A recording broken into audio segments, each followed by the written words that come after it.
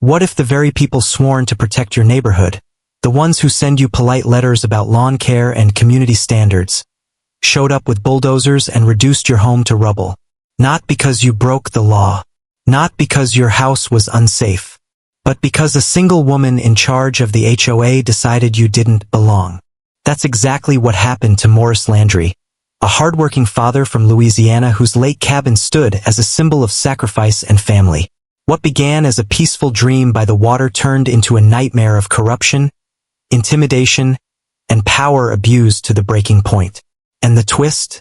Beverly Hensley, the iron-fisted HOA president who thought she could bulldoze Morris into silence, had no idea his family included federal agents who weren't about to let her tyranny stand. But let's not get ahead of ourselves.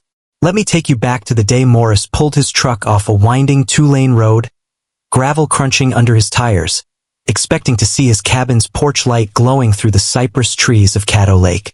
Instead, his chest tightened. His hands froze on the steering wheel. His breath caught as his eyes adjusted to the impossible sight before him. The cabin was gone.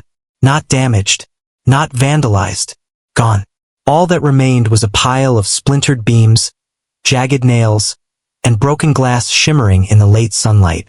The dock he'd built with his own hands was smashed, its boards floating like driftwood on the dark water. The porch swing where his father once told stories and where his son learned to bait a hook was buried beneath rubble. Morris stumbled out of his truck, boots sinking into the wet earth. The Louisiana air clung to his skin, but the sweat down his back came from shock, not heat. He dropped to his knees and picked up a broken cedar board, one he had carefully stained just last summer. His throat tightened as he whispered to no one, "Why?" That's when he heard footsteps crunching behind him. It was Franklin Dade, his wiry neighbor with a fishing hat pulled low. He hesitated before speaking. "Morris, you didn't hear?" "Hear what?" Morris's voice cracked. "The HOA. Beverly Hensley. She brought a crew yesterday. Said you hadn't paid your fees. They tore it down." For a moment, Morris couldn't even process the words. He stared at Franklin, his disbelief twisting into rage. "Fees? I paid every damn fee. I've got the receipts. What gives them the right?" Franklin shifted, uncomfortable. "Everybody knows she wanted this lot bad, Morris. She's been gunning for you. Folks tried to stop her. But..." His voice trailed off as his eyes flicked toward the rubble. Morris clenched his fists. His pulse hammered. His voice trembled with fury. "She stole my home." And deep down, beneath the rage, a darker feeling took root. Helplessness. Because this wasn't just wood and nails. This was years of sacrifice. Double shifts at the plant, vacations skipped, old trucks patched instead of replaced. It was mornings fishing with his boy, evenings listening to his late father's laughter on that porch. And in one day it was erased. That night, Morris drove into Shreveport and collapsed on his sister Adrienne's couch. She gasped when she saw his face. "What happened?" "They destroyed it," Morris said bitterly. "Beverly sent a crew. My cabin's gone." Adrienne's eyes widened. She had no authority to do that. None. From the kitchen doorway, a deeper voice cut in. It was their cousin Reuben, broad-shouldered, badge clipped to his belt. "A U.S. Marshal." He stepped forward, his expression dark. "You don't have to fight this alone, Morris. If Beverly thinks she can bulldoze you into silence, she doesn't know who she's dealing with. She just poked the wrong family." For the first time since seeing the ruins, Morris felt something stirring inside. Not just rage, not just grief, resolve. But what Morris didn't yet know was that this fight wouldn't only be about his cabin. It would unravel a web of greed, fraud, and intimidation that stretched far beyond one man's dream home. And Beverly Hensley, queen of Caddo Lake Estates, was about to learn a lesson no HOA president ever wants to face.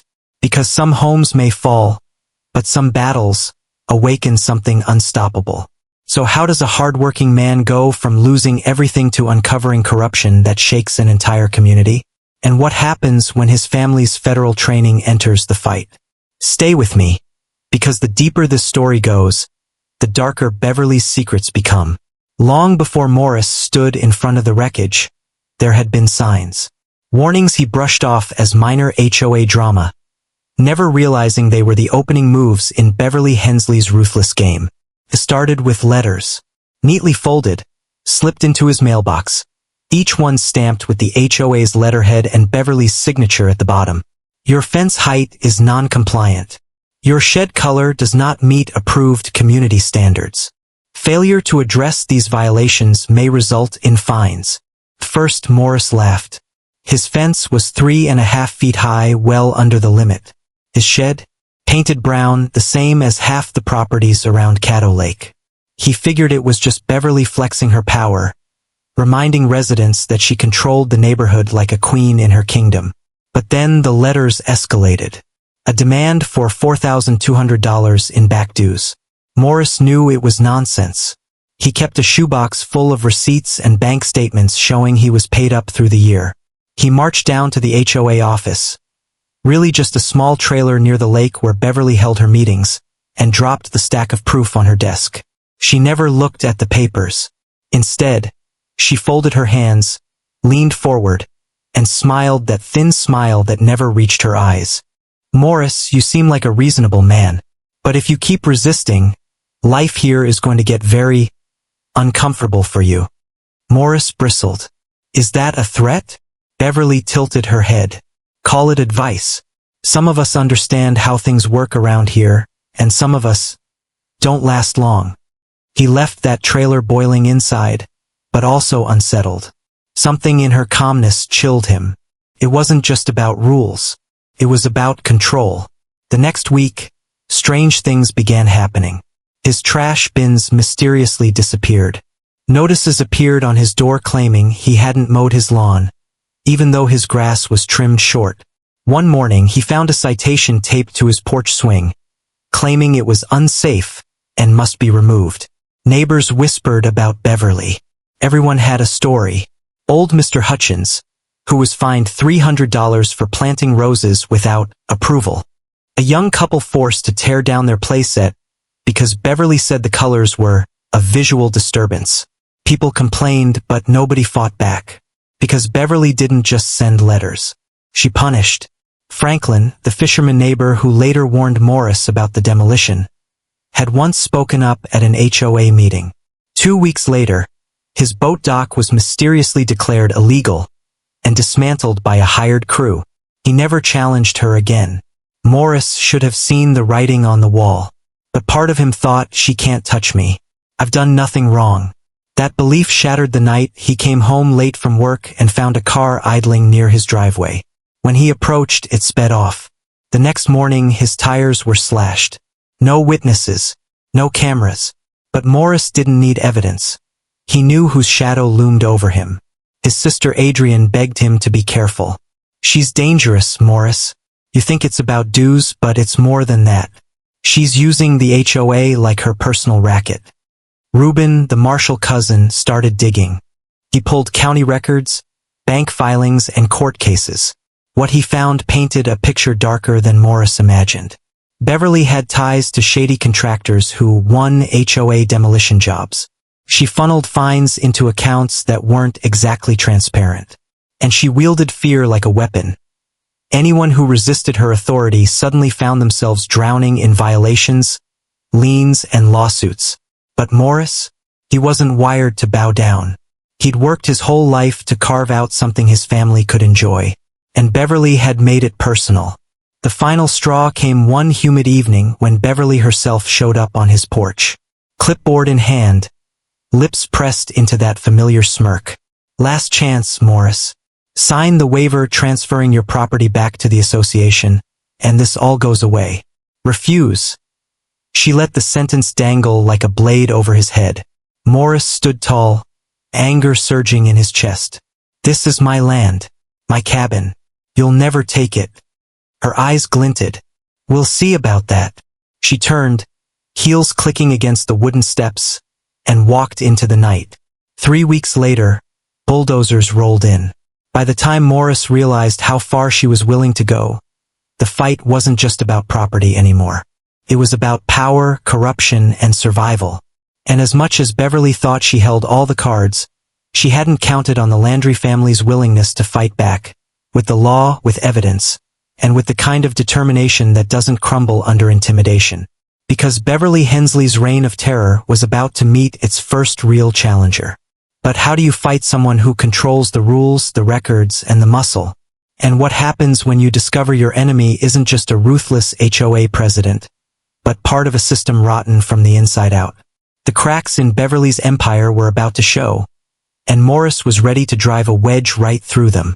When Morris stood over the ruins of his cabin, rage was the first thing in his veins. But it wasn't long before shock gave way to another emotion: humiliation. The bulldozers hadn't just taken his home. They'd taken his pride, his peace, and his place in the community. He could feel it in the way neighbors looked at him now. Pitying, cautious, even fearful. Because if Beverly could destroy his cabin, she could do it to anyone. The first days after the demolition were chaos. Morris couldn't even drive by Caddo Lake without his stomach twisting. He stayed at his sister Adrienne's house, surrounded by her worry and Reuben's hard, silent anger. But silence wasn't enough. Reuben, the U.S. Marshal, insisted they document everything. First rule of taking down a bully like Beverly, Reuben told him, tapping a yellow notepad, you build a paper trail. She thrives on intimidation because people fold. You don't fold. You fight with facts. They started gathering. Morris's receipts, the threatening letters, photos of his cabin before the demolition, the rubble after. Franklin, the neighbor, agreed to make a sworn statement about what he'd seen and heard. Adrienne began combing through HOA bylaws, highlighting every section Beverly had violated. Still, Morris felt the weight of an uphill climb. Every lawyer he called seemed hesitant. Some outright said no. HOA cases are messy, one admitted. Another whispered, Hensley's connected. She's won every case she's ever touched. You don't want to end up bankrupt, Mr. Landry. It was clear Beverly had friends in high places. Judges, county clerks, even contractors all seemed to bend in her favor. She had spent years weaving a web of influence, and now Morris was the fly caught in the middle. But flies don't usually have cousins with federal clearance. One night over gumbo, Reuben laid it out plainly. We can hit her two ways: civil, through the courts, and criminal, if we prove she's laundering money through those HOA accounts. Morris set his spoon down. His hands trembled, not with fear but with determination. Let's do both. It started with the petition. Adrienne drafted it with the help of a sympathetic paralegal she knew from church. It demanded Beverly's immediate removal as HOA president and outlined her violations: unlawful demolition, fraudulent fines, misuse of funds, and intimidation. Morris took the petition door to door, expecting slammed doors and excuses. Instead, something surprising happened. One by one, neighbors signed. Mr. Hutchins with his ruined rose garden. The young couple whose playset Beverly destroyed. Even Franklin, though his hand shook as he wrote his name. She's had us scared for too long, Franklin muttered. But if you're willing to stand up, Morris, maybe it's time we all did. The petition gathered signatures fast, but Beverly caught wind. And she wasn't about to let rebellion take root. 2 days later, Morris woke to the sound of engines outside Adrienne's house. Through the blinds, he saw 2 black SUVs parked by the curb. Men in dark jackets stepped out, clipboards in hand. They claimed they were code inspectors, here to check for structural violations. Adrienne's voice cracked with fear. This is her, she whispered. She's retaliating. Reuben wasn't surprised. He opened the door, badge flashing. Federal Marshal. Show me your IDs. The inspectors froze. They muttered excuses, retreated to their SUVs, and sped off. But the message was clear. Beverly wasn't just playing HOA president anymore. She was wielding connections that blurred the line between community rules and outright corruption. That night, Morris sat at Adrienne's kitchen table, staring at the petition with its stack of signatures. We've got the people, he said. Now we need the proof. Reuben leaned forward. I've got contacts who can subpoena her accounts. But it's risky. If she finds out what we're doing before we've built the case, she'll come at you harder." Morris clenched his jaw. "She already destroyed my home. What more can she take?" Reuben's eyes darkened. "Don't ask that question, cousin. People like Beverly, they always have another card to play." And as if to prove him right, Morris's phone buzzed. A text from an unknown number. "Drop the petition or watch what happens next." The message came with a photo. His son's pickup truck, parked outside his college dorm 3 towns over. The implication was chilling. Morris's heart pounded. This wasn't just about money or property anymore. Beverly was willing to cross the line into threats against family. But if she thought fear would silence him, she underestimated how deep his resolve ran. That night, Morris looked Reuben dead in the eye and said, "She wants a war? Then it's a war she's gonna get." But wars aren't won with signatures and threats alone. As Morris prepared his first strike, Beverly prepared one of her own. A move so ruthless it would test the Landry family's courage, loyalty, and very safety. And when the hammer fell, no one in Caddo Lake Estates would ever see Beverly the same way again. The petition was Morris's first punch, but Beverly Hensley didn't just absorb blows. She countered with precision, cruelty, and power. Within a week of Morris circulating the petition, strange official notices began appearing across the neighborhood. Families who had signed found violation letters taped to their doors. Peeling paint, unapproved garden gnomes, too many cars in the driveway. Fines racked up overnight. Mr. Hutchins, the elderly widower who signed first, came to Morris in tears. "They fined me $300 for my roses again. Said if I don't pay, they'll put a lien on my house." Another neighbor whispered that Beverly had shown up at her door personally. "She told me if I didn't withdraw my name from your petition, my kids wouldn't be safe playing outside." Fear spread fast. Some neighbors caved, scribbling their names off the petition. Others stopped answering their doors when Morris knocked. The atmosphere around Caddo Lake Estates shifted from quiet resistance to quiet terror. And Beverly? She seemed to enjoy it. She even staged a special HOA meeting in the community center. Morris went, petition in hand, ready to speak. But when he arrived, the air was thick with whispers and side eyes. Beverly sat at the front like a queen on her throne, gavel in hand. "Morris Landry," she said, her voice dripping with false sweetness. "This community is built on order, respect, and rules. You, however, have brought nothing but division, lies, and chaos." Morris stood tall, his voice steady. "What I've brought is truth. You destroyed my cabin without cause. You extort this community with false fines. And I've got the proof right here." He held up the petition. Gasps rippled through the crowd. But Beverly just smiled. "Ladies and gentlemen, let me show you what Mr. Landry calls proof." She snapped her fingers. 2 men rolled in a cart stacked with boxes. Boxes labeled with Morris's name. She opened one, pulling out papers. Unpaid fines, late fees, violations stretching back years. This man is no victim. He's a delinquent, a squatter, and a fraud. Morris's face burned. "Those are fake. You know damn well." "Order." Beverly slammed her gavel. "The record speaks for itself. And under Section 14B of the HOA bylaws, repeated delinquency authorizes demolition of non-compliant structures. Which, in plain English, means Mr. Landry's cabin was lawfully removed." Whispers filled the room. Some neighbors looked convinced. Others looked confused. But the seed of doubt was planted. Beverly had flipped the narrative, turning Morris from victim into villain. That night, Morris nearly broke. Sitting on Adrienne's porch, head in his hands, he muttered, "Maybe she's too strong. Maybe I can't win this." Reuben leaned against the railing, arms crossed. "That's what she wants you to think. But here's the thing, bullies get sloppy when they feel invincible." He pulled out a folder he'd been working on. "I've got financial records. Contractors she paid 3 times the market rate. HOA dues that never hit the association's official account. She's skimming, cousin. And when we prove it, her whole empire falls." But Beverly wasn't done tightening the screws. A week later, Morris's son, Jordan, called him from college, his voice shaking. "Dad, campus security just came by. They said a complaint was filed that I was selling drugs out of my truck. They searched everything. Found nothing, but, Dad, this is bad." Morris's blood ran cold.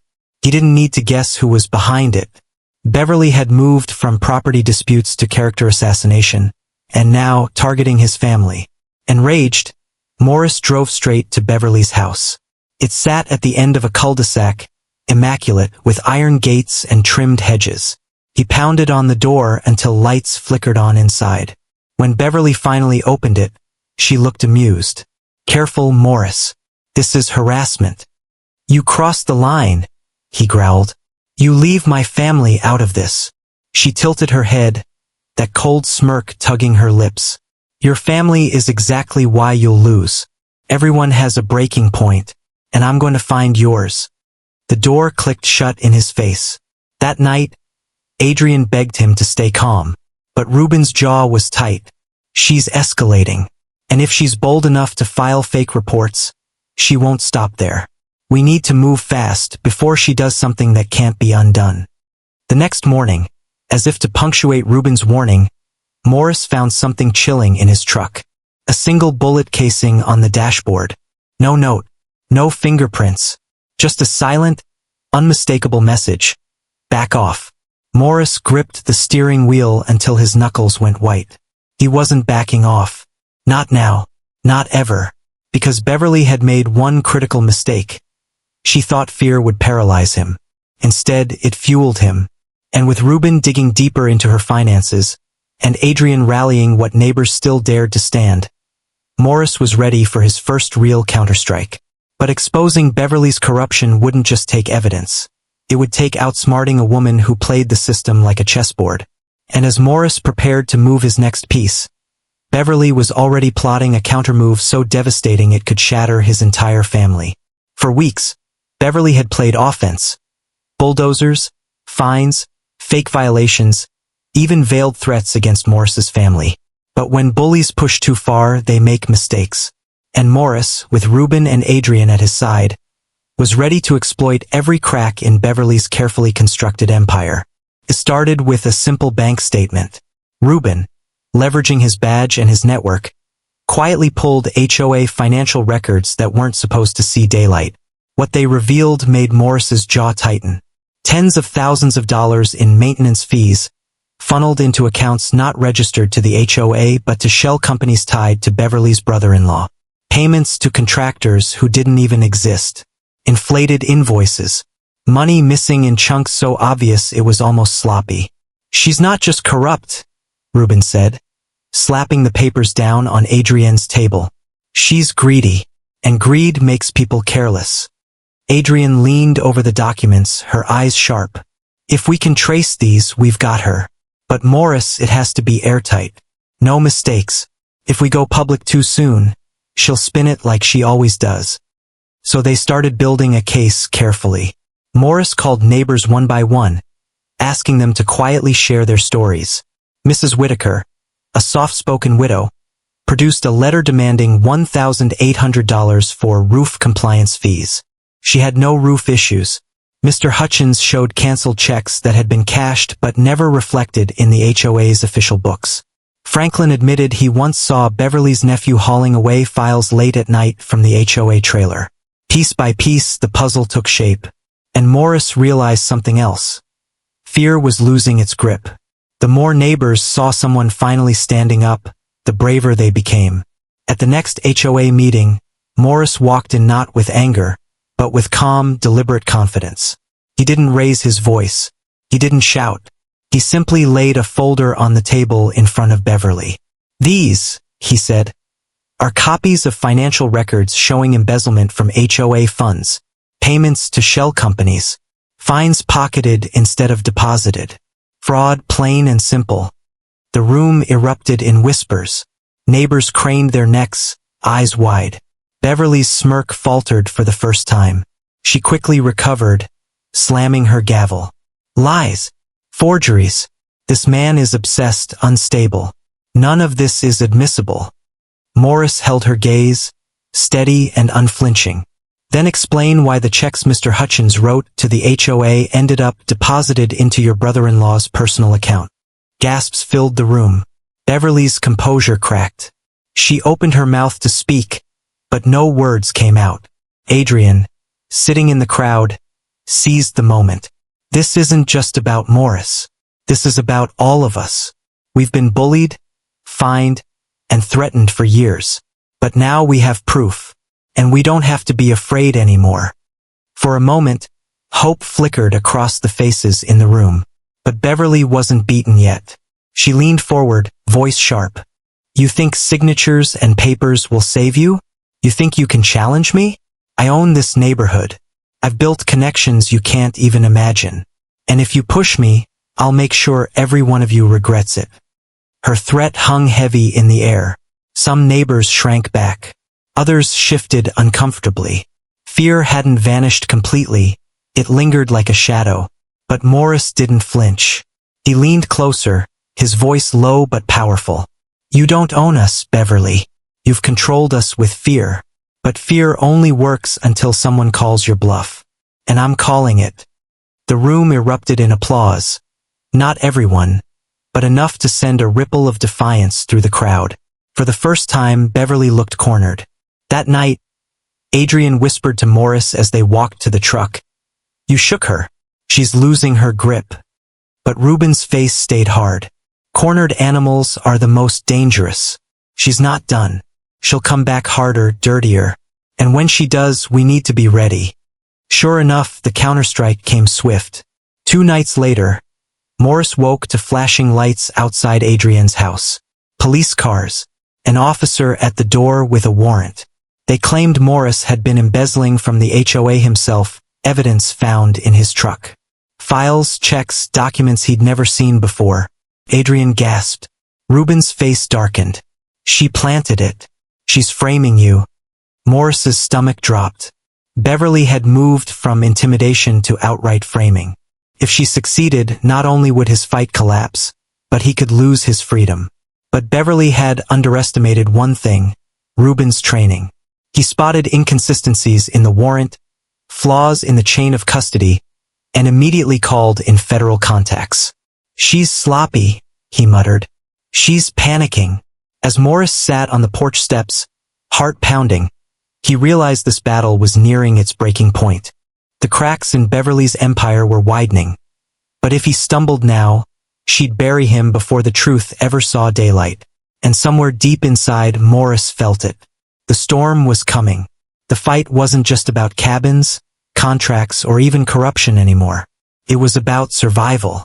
But survival means choosing whether to fight fire with fire, or to trust the system that Beverly has twisted for years. And as the storm reached its peak, Morris would face the most dangerous decision of his life. How far was he willing to go to finally bring Beverly down? The false charges against Morris were Beverly's boldest move yet. And in her mind, the checkmate. If she could get him locked up, even briefly, his fight was over. His credibility would shatter. The petition would collapse. The neighbors would scatter back into silence. But Beverly had underestimated something. This wasn't just Morris's fight anymore. It was the Landry family's. And the Landrys weren't about to fold. Ruben went into overdrive. His badge carried weight and he used it. He called in favors from federal investigators, demanding Beverly's evidence be tested immediately. Within days, handwriting experts confirmed the signatures on the supposed embezzlement checks weren't Morris's. A forensic accountant flagged Beverly's sudden spike in cash withdrawals from her personal accounts.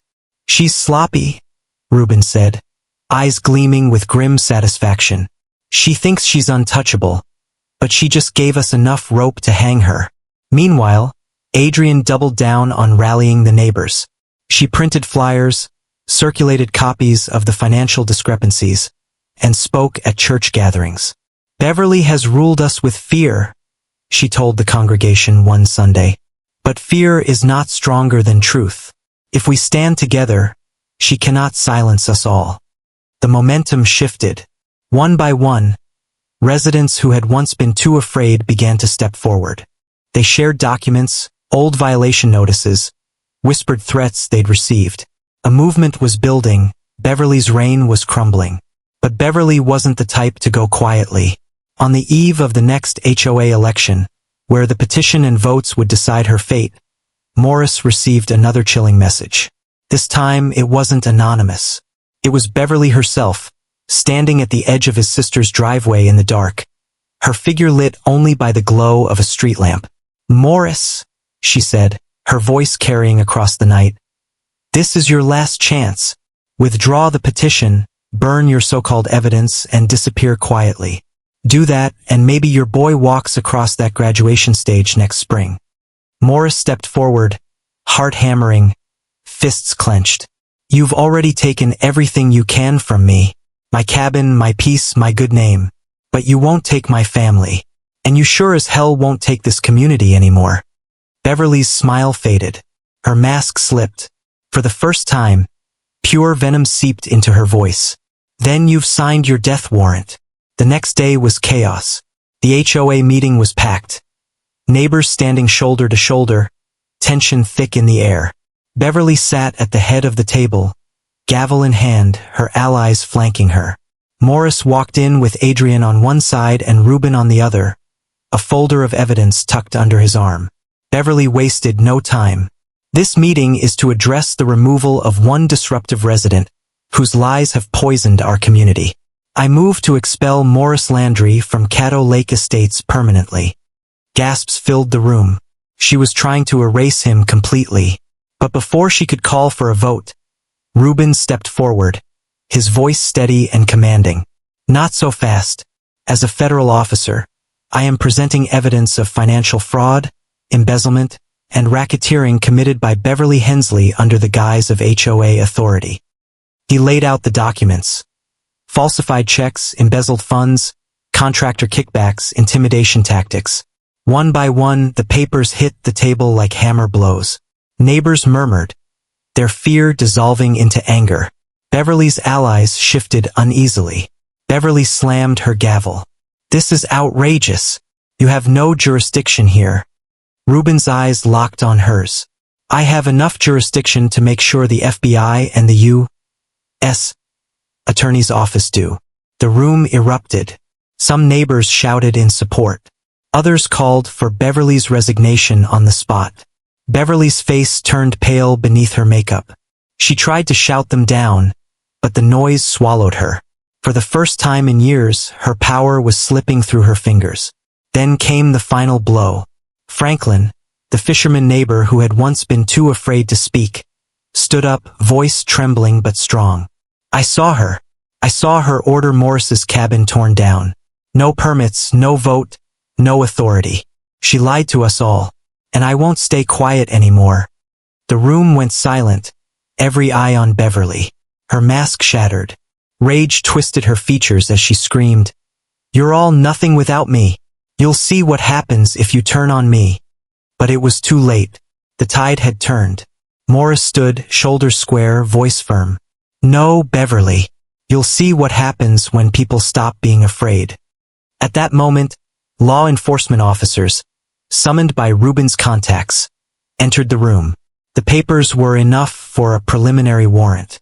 Beverly's face drained of color as the cuffs clicked around her wrists. She thrashed, shouting curses, threatening everyone in the room. But the neighbors didn't look away this time. They watched, silent but resolute, as the woman who had terrorized them for years was finally led out the door. Morris exhaled, the weight of months of fear and fury lifting from his chest. But he knew it wasn't over. Not yet. Because exposing Beverly was one thing. Healing the scars she left behind was another. And as the meeting dissolved into chaos and chatter, Morris looked at Reuben and Adrian and whispered, "We did it. But what comes next may be even harder." Beverly Hensley's empire had finally collapsed, but the aftermath would test Morris in ways he never expected. Because when the dust settles, justice isn't just about punishment, it's about rebuilding what was lost. Beverly Hensley's arrest shook Caddo Lake Estates like a thunderclap. For years, neighbors had whispered her name in fear, lowering their voices as if she might be listening through the walls. But the night she was led out of the HOA hall in handcuffs, something fundamental shifted. Fear lost its grip. The days that followed were chaotic. Investigators swarmed through the HOA office, hauling away boxes of files. News crews parked their vans at the neighborhood entrance, their cameras pointed toward the lake. Headlines screamed about the HOA tyrant of Caddo Lake. And for the first time, Beverly's empire was no longer invisible. It was exposed for all the world to see. The charges piled up quickly. Embezzlement, fraud, racketeering, abuse of authority. Former allies scrambled to distance themselves, claiming ignorance, though many had benefited from her schemes. The state froze the HOA accounts pending a full audit, and for a while, the neighborhood existed in a strange limbo. No fines, no threats, no letters taped to doors, just quiet.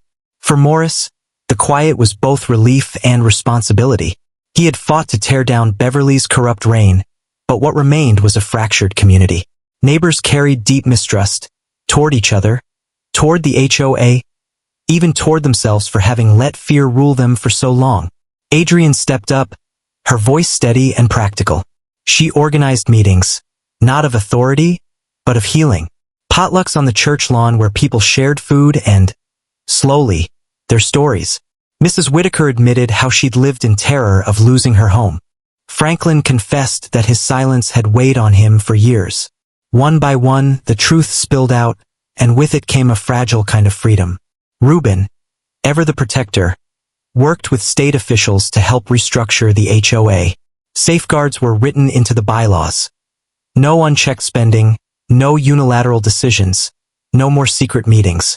Transparency became more than a promise. It was the foundation of rebuilding.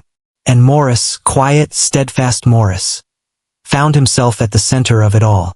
Neighbors who once avoided his eyes now shook his hand with gratitude. Some called him a hero. Others simply said, "Thank you." But Morris didn't feel like a hero. He felt like a man who had been pushed to the edge and refused to fall. Late one evening, sitting on Adrienne's porch with Reuben and a cold beer in hand, he finally allowed himself to breathe. "You know," Reuben said, staring out at the dark water, "most people would have folded. You didn't." Morris gave a half-smile. "Didn't feel like I had a choice. She took my cabin, tried to take my name, nearly broke my boy's future. Fighting back wasn't courage. It was survival." Adrienne touched his arm gently. "Survival, yes. But you gave the rest of us something more than that. You gave us our voices back." Morris looked down, quiet. Maybe that was true. Maybe not. All he knew was that Beverly's shadow no longer stretched across his family. Months later, when the verdict came, guilty on all major counts, the community gathered again. This time, not in fear, but in solidarity. They voted in a new board, neighbors they trusted, people who remembered the sting of Beverly's rule and vowed never to let it return. And on that same night, Morris walked down to the lake's edge. The cabin Beverly had ordered destroyed was gone. Nothing left but the foundation stones and a few charred boards. But to Morris, it wasn't just rubble anymore. It was a promise. He placed his hand on one of the stones and whispered, "We'll rebuild. It wouldn't be easy. Nothing worth keeping ever was. But this time, the rebuilding wouldn't just be about wood and nails. It would be about trust, about family, about a community that had learned the hard way that silence is the soil where tyranny grows." For Beverly Hensley, power had been her addiction and her undoing. For the Landry family, resistance had been their crucible. And in the end, what stood tallest wasn't Beverly's empire of fear, but the unshakable bond of people who refused to bow anymore. As Morris walked back up the hill, Adrienne and Reuben waiting for him, he knew one thing for certain. Beverly had taken his cabin, but she hadn't taken his spirit, and she never would.